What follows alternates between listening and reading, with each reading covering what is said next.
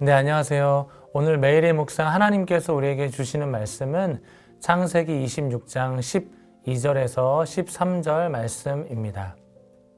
이삭이 그 땅에서 농사하여 그 해에 100배나 얻었고 여호와께서 복을 주심으로 그 사람이 창대하고 왕성하여 마침내 거부가 되어. 오늘 제목은 내게도 복을 주소서라고 정해보았습니다. 하나님은 당신의 자녀들에게 복을 부어주시는 분이시죠. 모든 사람에게 후히 주시고 꾸짖지 아니하신 하나님께 구하면 하나님은 반드시 주십니다. 누가복음 6장 38절 말씀을 찾아보니 후히 되어 누르고 흔들어 넘치도록 하여 너희에게 안겨주신다고 기록되어 있습니다. 확실한 사실은 하나님은 저와 여러분들에게 마음껏 주고 싶어 하시는 분이십니다. 어떤 사람이 이 복을 누릴 수 있을까요? 또 하나님께서 주시는 복은 과연 무엇일까요? 오늘 창세기 26장 말씀을 통해 깨닫길 원합니다.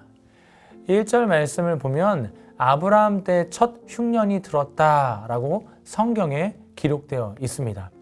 그런데 그 흉년이 들었던 그 땅에 또 흉년이 찾아왔다고 기록되어 있는 것이죠.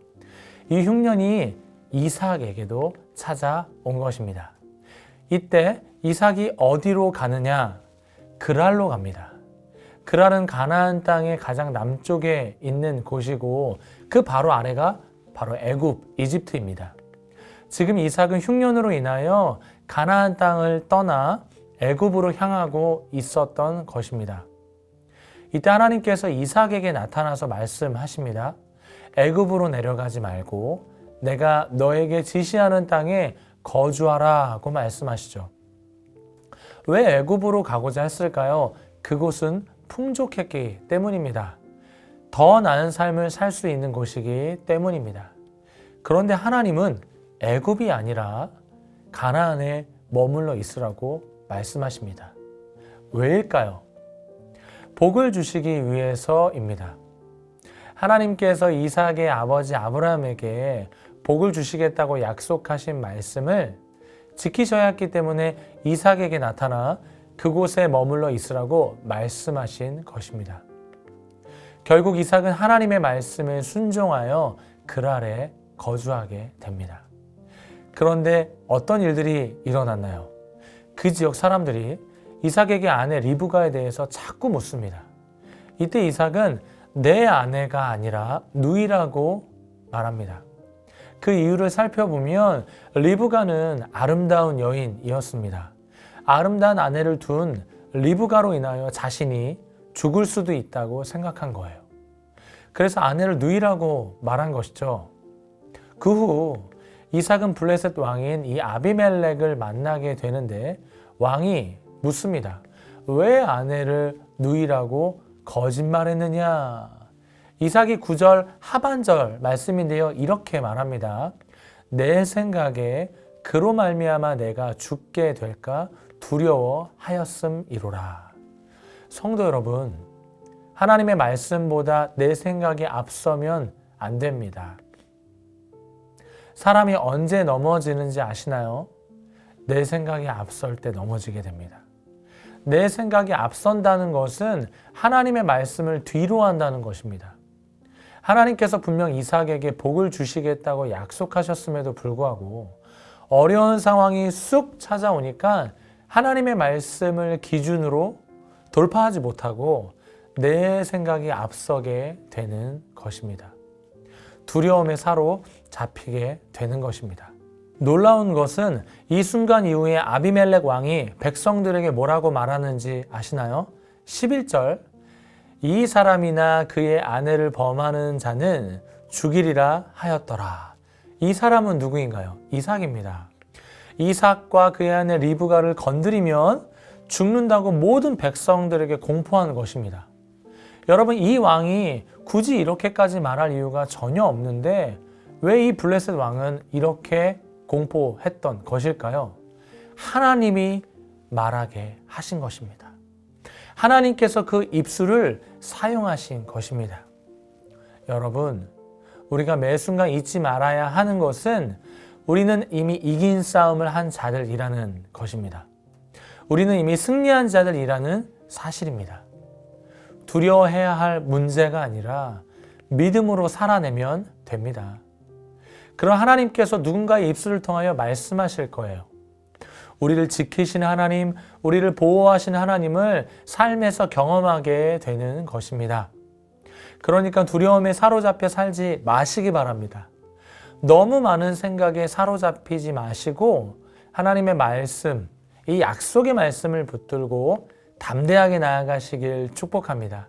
오늘 창세기 26장에서의 이삭의 모습은 어떤가요? 하나님의 복을 받을 만한 근거가 전혀 없는 사람 같아 보입니다. 그런데 이삭이 복을 누립니다. 12절과 13절 말씀인데요. 이삭이 그 땅에서 농사하여 그의 100배나 얻었고 여호와께서 복을 주심으로 그 사람이 창대하고 왕성하여 마침내 거부가 되어. 우리가 기도하는 30배, 60배, 100배의 복을 하나님께서 이삭에게 부어 주셨습니다. 창대하고 왕성하여 거부가 된 것이죠. 사실 이삭이 한 것은 아무것도 없습니다. 딱 한 가지를 뽑는다면 애굽에 가지 않고 하나님의 말씀에 순종하여 그랄 땅에 머물러 있었던 것 하나입니다. 이삭이 믿음이 좋고 예쁘고 순종을 잘하고 진실에서 복을 부어 주신 것이 아니라 하나님께서 아브라함에게 하신 약속을 지키시기 위해 일방적으로 부어주신 것, 일방적으로 하나님께서 하나님의 백성을 보호해 주신 것이죠. 이렇게 많은 복을 받은 이삭의 삶 과연 어떨까요? 14절과 16절 말씀도 한번 읽어볼게요. 양과 소가 때를 이루고 종이 심이 많음으로 블레셋 사람이 그를 시기하여 그 아버지 아브라함 때에 그 아버지의 종들이 판 모든 우물을 막고 흙으로 메웠더라. 아비멜렉이 이삭에게 이르되 내가 우리보다 크게 강성한즉 우리를 떠나라. 복을 받은 이삭의 세력이 너무나 커지다 보니까 블레셋 사람들이 시기하고 우물을 흙으로 다 막아버렸습니다. 아비멜렉 왕은 이곳을 당장 떠나라고 명령하였죠. 이삭은 이렇게 엄청난 부와 힘을 짊어지고 떠납니다. 이상하지 않나요? 엄청난 복을 받았는데 나그네처럼 쓸쓸히 떠나야 하는 인생. 이 인생이 하나님께서 말씀하신 복이 맞을까요? 하나님은 이삭이 하나님의 복을 누리는 사람이 되길 원하십니다. 지금까지는 아내를 누이라 속이고 자신의 생각으로 살아왔다면 이제는 믿음으로 살아가는 하나님의 사람이 되어야 하는 것이죠. 여기서 끝이 아닙니다. 그 이삭이 그랄 골짜기에서 우물을 팠더니 이 그랄 목자들이 그 우물은 자신들의 것이라며 이삭의 목자와 다툽니다. 또 다른 우물을 팠는데 또 다툽니다. 이렇게 쫓겨나고 다투는 인생을 살아가는 이삭. 하나님의 엄청난 복을 받은 이삭이 이런 일들을 겪어야 하나요? 무엇이 문제일까요? 이런 일들이 이삭에게 필요한가요? 네, 필요합니다. 나의 부족한 부분들을 잘라내어서 하나님께서 쓰시기에 합당한 그릇으로 만들어지는 그 과정이 꼭 필요합니다. 그때야 비로소 하나님의 복을 누리는 인생이 될 수 있기 때문입니다. 사람은 자신이 가지고 있는 물질과 명예, 부를 가장 영광스럽게 생각할 것입니다. 이삭도 마찬가지였을 거예요. 모든 것을 다 가진 줄 알았는데 녹록지 않은 삶이 그에게도 찾아온 것입니다. 그럼에도 불구하고 이삭의 이 모든 순간을 이겨낼 수 있는 비결은 무엇이었을까요? 오늘 본문 3절 앞부분 읽어보겠습니다. 이 땅에 거류하면 내가 너와 함께 있어 내게 복을 주고, 또 24절 하반절, 두려워하지 말라 내 종 아브라함을 위하여 내가 너와 함께 있어 내게 복을 주어 내 자손이 번성하게 하리라 하신지라. 그리고 나중에 아비멜렉 왕이 다시 이삭을 찾아와서 했던 말인데요.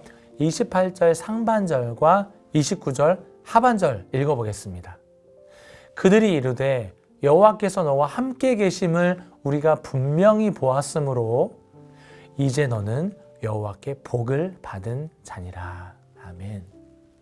이삭이 받은 가장 큰 복은 돈이 아닙니다. 양과 소가 아닙니다. 많은 종들이 아닙니다. 세상의 거부가 된 것이 복이 아니라 하나님의 함께하심이 이삭에게 복이었던 것입니다. 하나님께서 이 그랄 왕 아비멜렉과 그의 친구들을 통해 듣게 하시는 것입니다. 사랑하는 성도 여러분, 어떤 복을 가장 받고 싶으신가요? 잠시 누리다가 사라질 세상의 복에 매여 하나님의 방법보다 내 생각이 앞서고 있지 않으신가요? 또한 하나님께서 우리와 함께 하신다는 사실 앞에 얼마나 감사하며 감격하고 계시나요? 쉽게 아멘하고 쉽게 끄덕이며 그렇게 넘어가고 있진 않으신가요? 오늘 여러분의 가정 안에, 직장 안에 걸어가는 그 걸음 가운데 하나님께서 함께하고 계심을 믿으시기 바랍니다. 그리고 함께 하시는 하나님 한 분으로 인하여 날마다 기뻐하시기 바랍니다. 그렇게 하나님 안에 머물러 있는 자들에게 더 많은 복을 부어 주실 줄 믿습니다. 이삭과 함께 하셨던 하나님, 내 삶에 함께 하심을 감사하며 그분을 찬양하며 승리하는 삶 되시길 주님의 이름으로 축복합니다. 말씀을 마치며 질문 한 가지 드리겠습니다. 지금 나의 삶에 하나님이 함께 하신다는 증거는 무엇인가요? 내가 끊어내야 할 것과 더욱 붙들어야 할 것을 적어 보시기 바랍니다. 오늘 말씀을 기준으로 하여 여러분 자신에게 질문하시고 답하여서 하나님의 사람으로 충만한 삶 되시길 주님의 이름으로 다시 한번 축복합니다. 기도하겠습니다. 하나님 감사합니다. 하나님, 내게도 이삭과 같은 복을 부어 주시옵소서. 많은 물질과 양과 소와 많은 종들을 거느릴 수 있는 세상적인 복의 정도가 아니라 하나님의 함께하심의 복, 그 함께하심으로 말미암아 전혀 부족하지 않는 삶의 복이 우리 모두에게 주어지길 소망합니다. 불평과 불만의 삶이 아니라 내 모든 인생마저도 하나님께서 허락하신 최선임을 믿고 오늘도 기뻐하며 노래할 수 있는 하루 될 수 있도록 은혜 베풀어 주옵소서. 감사하며 예수님의 이름으로 기도합니다. 아멘.